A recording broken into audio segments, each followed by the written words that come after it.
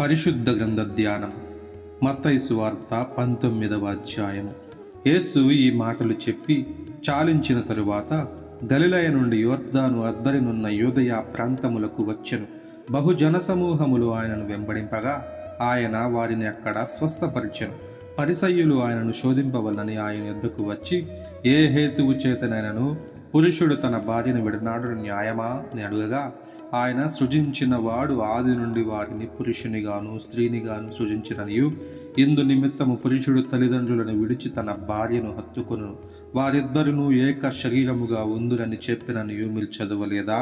కాబట్టి వారికను ఇద్దరు కాక ఏక శరీరముగా ఉన్నారు గనుక దేవుడు జతపరిచిన వారిని మనుష్యులు వేరుపరచకూడదని చెప్పాను.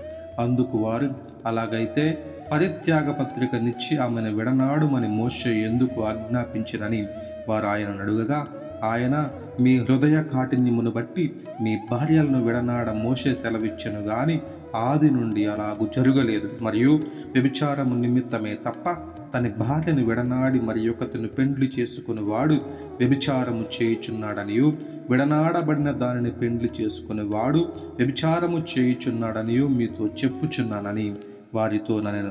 ఆయన శిష్యులు, భార్యాభర్తలకుండు సంబంధం ఇట్టిదైతే పెండ్లి చేసుకున్నట యుక్తము కాదని ఆయనతో చెప్పిరి. అందుకు ఆయన, అనుగ్రహము నొందిన వారు తప్ప మరి ఎవరునూ ఈ మాటను అంగీకరింపనేరరు.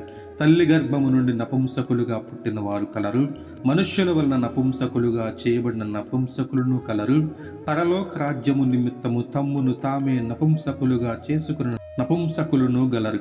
ఈ మాటను అంగీకరింపగలవాడు అంగీకరించును గాక అని వారితో చెప్పాను. అప్పుడు ఆయన వారి మీద చేతులుంచి ప్రార్థన చేయవలని కొందరు చిన్నపిల్లలను ఆయన వద్దకు తీసుకుని వచ్చారు.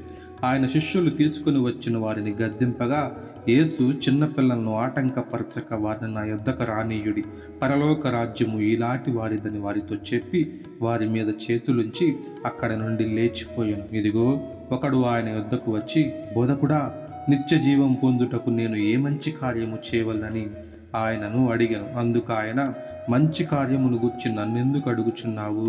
మంచివాడొక్కడే. నీవు జీవములో ప్రవేశింపగోరిన ఎడల ఆజ్ఞలను గైకొనుమని చెప్పాను.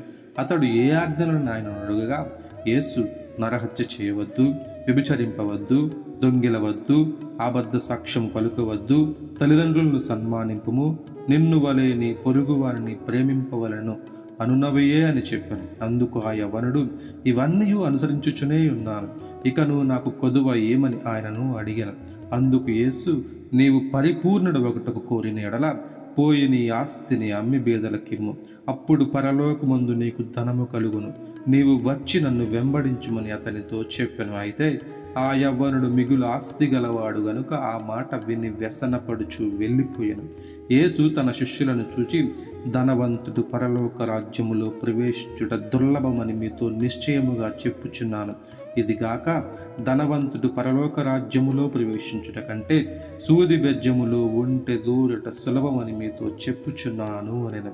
శిష్యులు ఈ మాట విని మిక్కిలి ఆశ్చర్యపడి, అలాగైతే ఎవడు రక్షణ పొందగలడని అడుగగా, యేసు వారిని చూచి, ఇది మనుష్యులకు అసాధ్యమే గాని దేవునికి సమస్తమును సాధ్యమని చెప్పాను. పేతురు, ఇదిగో, మేము సమస్తమును విడిచిపెట్టి నిన్ను వెంబడించితిమి గనుక మాకేమి దొరుకునని ఆయనను అడుగగా, యేసు వారితో ఇట్లనెను, ప్రపంచ పునర్జననమందు లేక పునఃస్థితి స్థాపనమందు మనుష్య కుమారుడు తన మహిమ గల సింహాసనం మీద ఆసీనుడై ఉండినప్పుడు నన్ను వెంబడించిన మీరును 12 సింహాసనముల మీద ఆసీనుడై ఇజ్రాయేలు 12 గోత్రముల వారికి తీర్పు తెచ్చుదురు. నా నామము నిమిత్తము అన్నదమ్ములనైనను, అక్క చెల్లెంటనైనను, తల్లినైనను, పిల్లలనైనను, భూములనైనను, ఇండ్లనైనను విడిచిపెట్టిన ప్రతి వాడును 100 రెట్లు పొందును. ఇదిగాక నిత్య జీవమును స్వతంత్రించుకొను. మొదటివారు అనేకులు కడపటివారగుదురు, కడపటివారు మొదటివారగుదురు. దేవుని పరిశుద్ధ వాక్యము దీవించబడునుగాక. ఆమేన్.